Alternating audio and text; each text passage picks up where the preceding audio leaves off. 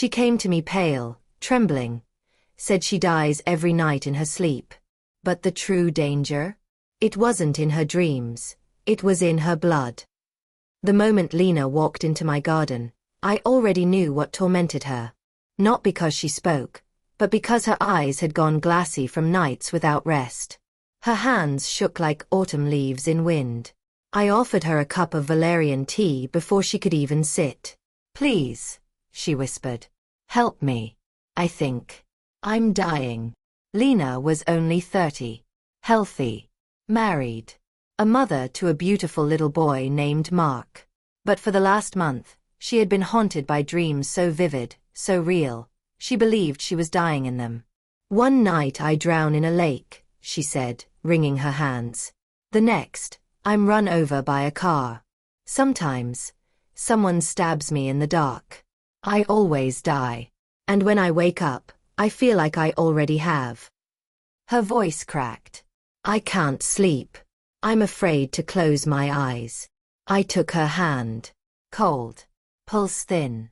She wasn't lying. Her body had already started slipping into something in between, neither truly awake nor fully dreaming. I reached for a charm stone and rolled it across her palm. It turned black. "Someone's working against you," I murmured. "There's a woman. She's tied to you. But not through friendship. Through family." Lena blinked. "Family? Yes. Through your husband." Her face hardened. "His mother. Galina Romanivna. She's never liked me." "Try avoiding her," I said. "Just for 3 days. No texts. No visits. No calls. If your dreams ease, we'll know who's to blame." Lena nodded, ready to obey. But even I didn't know then how deep the poison already ran. The next morning, Lena tried to return to normal life. She forced a smile as she packed her son's lunch and kissed her husband goodbye. She felt a pang of guilt. She hadn't told Volodymyr about the dreams. Or about her visit to me. He didn't believe in omens. And she didn't want to be mocked. "Don't forget," she said to him that morning, "our anniversary's this weekend." Volodymyr smiled, boyish. "I already booked something. Just the two of us. A little cabin outside the city. I even got my mom to watch Mark overnight." Her stomach dropped. His mother. Galina. She couldn't go. Not if she wanted to test my warning. But how could she refuse without raising suspicion? So she lied. "I just remembered," she said awkwardly that evening. "I have a hair appointment I can't cancel." "A what?" Volodymyr frowned. "You'd rather get a haircut than go away with your husband?" She stumbled for words. "It's a special stylist. 2-month wait. You don't understand." He pushed his chair back. "No, I don't. You always have an excuse. It's just one weekend that I planned for us. Because our marriage is falling apart, Lena. We fight constantly, and now you don't even want to spend time alone with me." "I do. I just..." "Forget it," he said, slamming the door behind him. She wept quietly that night. Her lie, even if necessary, had cost her something precious. But in her heart, she feared something more. What if she was too late to stop what had already begun? The next day, she softened her approach. She texted her cousin Natalia, who lived nearby. "Can you watch Mark this weekend? Just one night. I'll owe you forever." Natalia replied within seconds. "Of course. I love that kid. And you need a break." Volodymyr was relieved. "So we're still going?" "Yes," Lena lied. "Mark will stay with Natalia. Not your mom." He nodded. "Thank you." The relief in his eyes made her chest ache. Saturday morning, they left for the cabin. It was beautiful, quiet, tucked between pine trees and a shimmering lake. The bed was soft. The sheets smelled like lavender. For the first time in weeks, Lena's shoulders dropped. She almost forgot her nightmares, her tension, even Galina. Until evening. They walked toward the lake for dinner. The sky blushed with orange. Then, suddenly, her vision blurred. Lena staggered. Her knees buckled. Volodymyr caught her before she hit the ground. Lena! Hey! Look at me! She blinked. Her heart raced. Cold sweat clung to her neck. You fainted, he said. Just for a second. I don't know what happened. We're going back to the city. Now.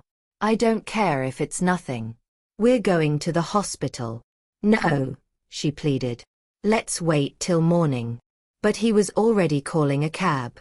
Back home, Lena felt a bit better. Enough to avoid the hospital. But something was wrong. Deeper than she could explain. And that night, when she closed her eyes, she died again. In the morning, she returned to me. Her hands trembled worse than before. I collapsed. I nearly blacked out.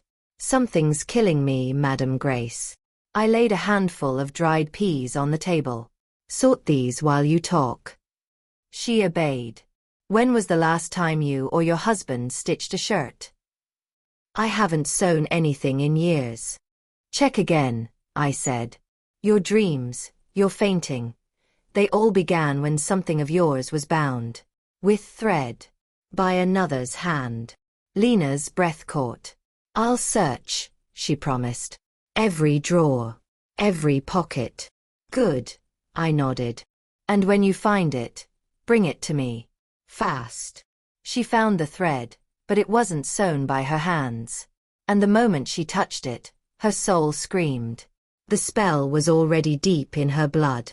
When Lena left my home, she looked half dead, not from illness, but from exhaustion and fear. And yet, I knew, the true poison still clung to her skin. At home, she combed through every drawer, every folded pile of laundry, even the closet where old clothes hung like ghosts. Nothing stood out, until she reached for a familiar shirt. Her husband's blue cotton button-up. Her fingers brushed the side seam. And froze. There it was. A small, barely visible stitch near the hem. The thread was pale yellow, mismatched. Coarse. Sloppy. She hadn't sewn that. Neither had Volodymyr. She held it up to the light. The moment she did, her shoulder burned, like a pin had jabbed her. Lena pulled down her collar, rushed to the mirror. A red scratch. Thin and fresh. Right over her shoulder blade. She staggered back. Her breath turned shallow. It had begun again. That night, Volodymyr returned home in high spirits. Hey, I grabbed dinner, he said, placing takeout on the table. Mark's with your mom tonight, right? No, Lena murmured. He's with Natalia. Volodymyr paused, brow furrowed. Why not Mom? Lena hesitated. I just thought she needed rest. Or maybe you needed rest from her, he muttered. Before she could reply, she asked what had been burning in her throat all evening. Did you give that shirt, the blue one, to someone to fix? He blinked. What? No. I don't think so. You're not sure. I mean, maybe I gave it to Mom at some point. She always offers to help with stuff like that.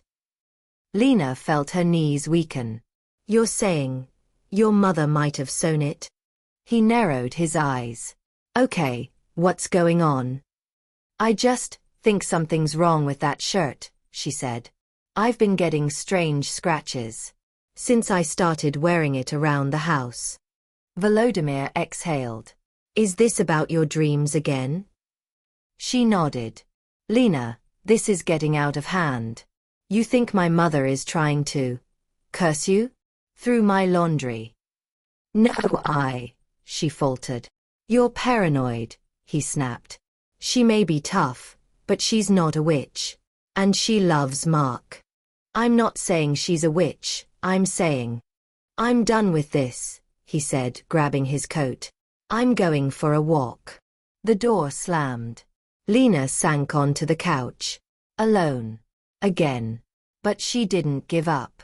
The next morning she returned to me, with the shirt folded neatly in a plastic bag.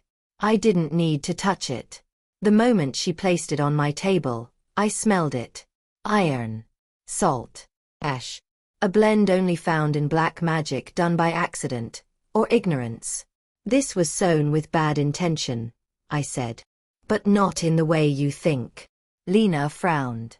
It wasn't your mother-in-law? No. This is not the work of a wise woman. This was sewn by someone desperate. Someone jealous.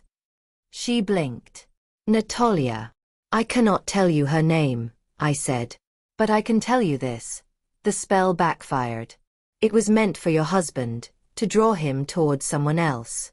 But because you wore the shirt. Lena gasped. It targeted me instead. I nodded. And nearly killed you. She stared at the thread, pale as old bone. What do I do? She whispered. Cut the stitch, I said. With your own hands.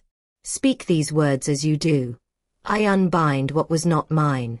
I reclaim what was always mine. Say it 3 times. Burn the thread afterward. And do it alone. Lena gripped the shirt tighter. I will.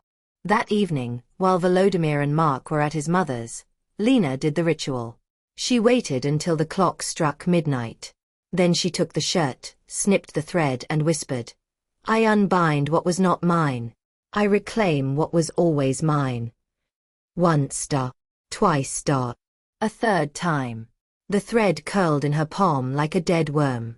She dropped it into a dish and lit it with a match. It sparked purple, then vanished in a puff of smoke.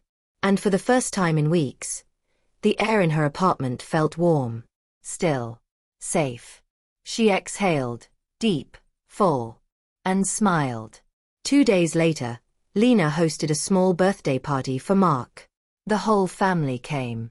Balloons, cake, laughter. Even Galina smiled politely. And just as Lena began to believe it was over, she heard a scream. From the kitchen. She rushed in. Galina clutched her hands, trembling. Blisters had bloomed across her palms. Red, raw, angry. I touched the kettle, she said wide-eyed. And it burned me, like fire from inside. Lena's heart stopped. My words returned to her. The one who sewed it will bear the mark. Her hands will burn, even when the fire is cold. It wasn't Galina. Which meant, it was Natalia. The hands that stitch spells will always bear the burn. And lies, even the prettiest ones, rot when held up to the light. Lena watched as her mother-in-law winced from the sting of the kettle burn, but something didn't sit right in her chest. Galina had been near the stove, yes. But her reaction wasn't pure shock, it was confusion. She looked at her own hands like they belonged to someone else. The burns were real. But were they from magic? Or just bad timing? Then, a voice cut through the fog of her thoughts. Happy birthday, Mark, chirped Natalia, entering the room with a bright red gift bag. She was glowing, radiant in her floral dress and new lipstick. But it wasn't her smile that made Lena's stomach drop. It was her hands. Bandaged. Poorly. As if she'd rushed to cover something up. Lena's eyes narrowed. What happened to your hands? Natalia blinked, then laughed nervously. Oh, nothing. Just a little baking mishap. I tried to make cookies.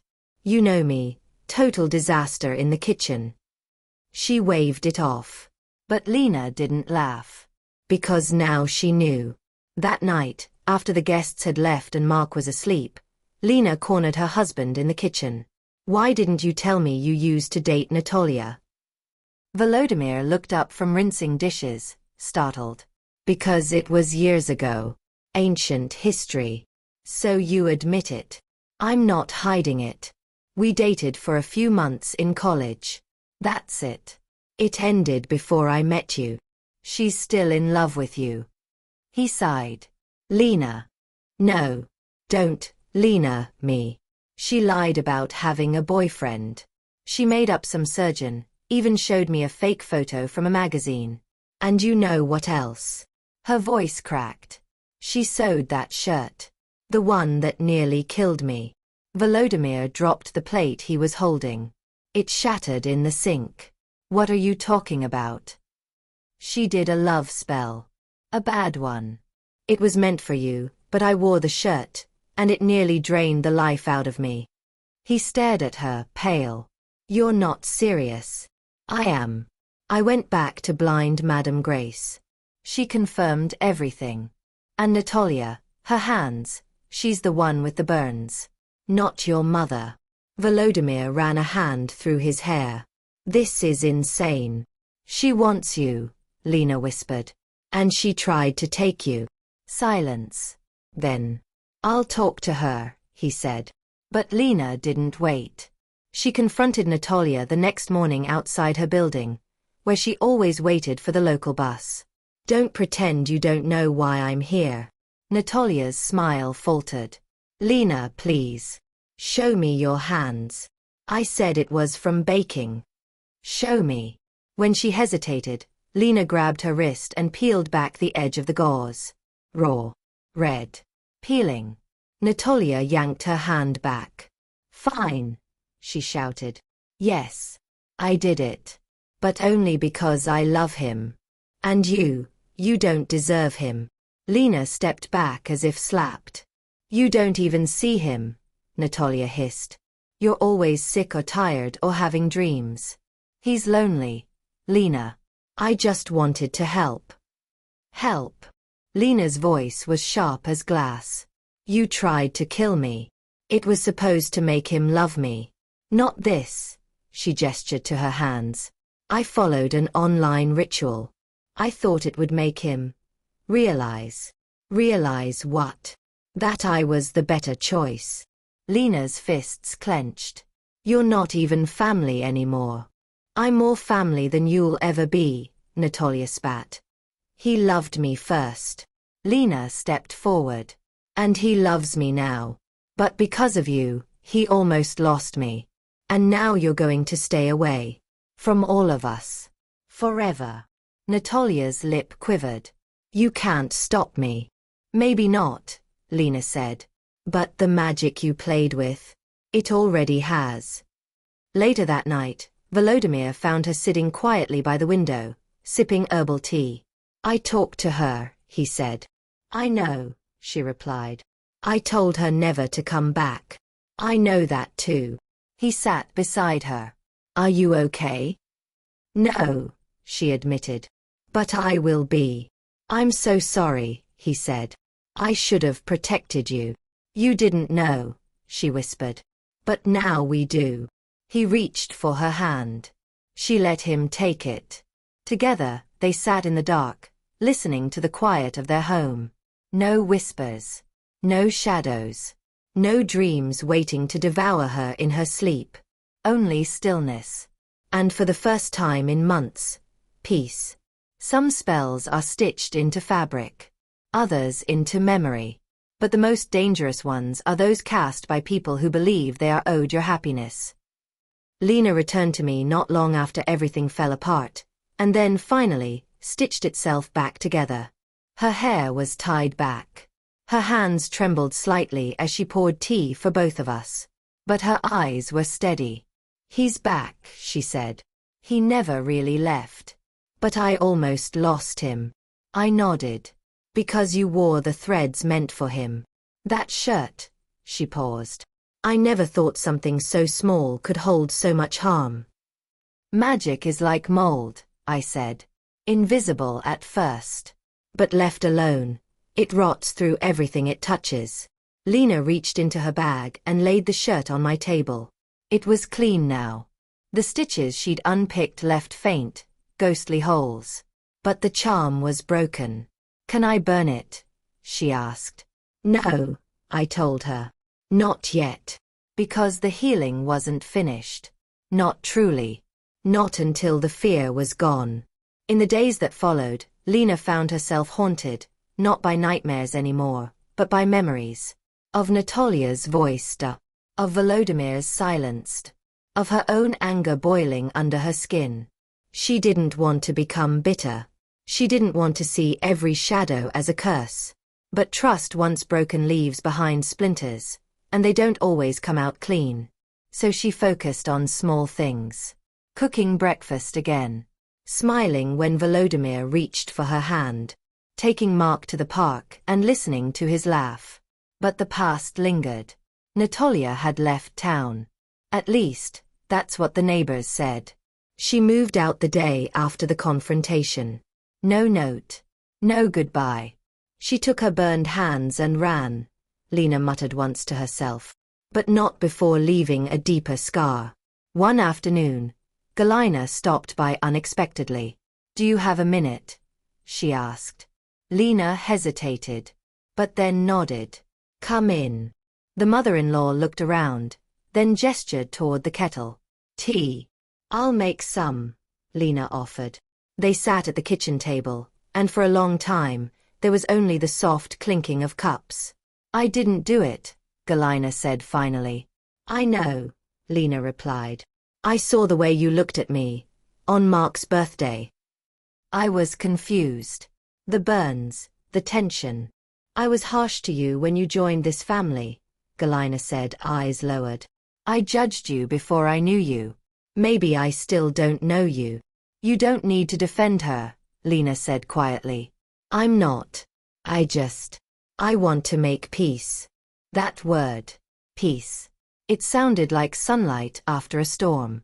"I want that too," Lena said.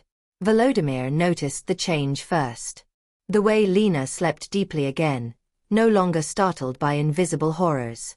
How her hands stopped shaking. How the light returned to her eyes. He didn't bring up Natalia again. He didn't have to. Lena had moved forward, and so had he. They went on that weekend trip again. This time, no lies. No shadows. Just two people rediscovering their love. When they returned, Lena came back to me. She held the shirt in her hands once more. "Now can I burn it?" she asked. I shook my head. "No," I said gently. "Because you no longer need to." Lena blinked. "What do you mean?" "You don't need to destroy the past," I said. "Only understand it." She looked down at the shirt. "But it hurt me. Nearly killed me. And yet," I said, "you survived. You healed. You forgave. The woman who wore that shirt is not the same woman sitting in front of me." She nodded. "You no longer carry her curse." Lena folded the shirt and placed it on my table. "Then let it stay with you," she said. "As a warning. For the next woman who needs your help. They say a family is built on love, but I know better. It's built on choice. Every day, you choose to stay. Choose to listen. Choose to forgive. Choose to fight when it would be easier to flee. And sometimes, someone tries to steal what you've built, because they believe they deserve it more. But love, true love, can't be stitched. Can't be summoned. Can't be stolen. Only given. And returned. Lena learned that. So did her husband. So did her child. And me. I see it happen more often than you'd believe. But I'll always be here, for those who forget what real love feels like, and who are ready to remember again.